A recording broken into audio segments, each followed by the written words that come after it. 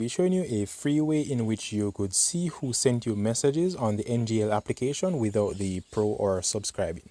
So let's launch NGL, and whenever someone sends you a message, this application actually prompts you with a notification.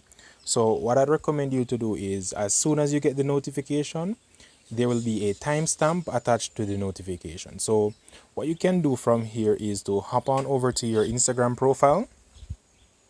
So after you've gotten the notification, you need to hop onto your Instagram profile and then tap on your story. Now, in tapping on your story, you could actually see the activity and see the persons who actually viewed your story. And remember, this is actually someone who viewed your story who would send you the message. So this will basically give you a good idea or a timestamp in which a person sends you a message. So that is basically how you could go ahead and see who or have a good idea of the person who sent you a message on the NGL application without using the pro or without subscribing. So if this was helpful, please be sure to leave a like on the video. A sub to the channel would be appreciated. So thank you for watching. Hacker 007 out.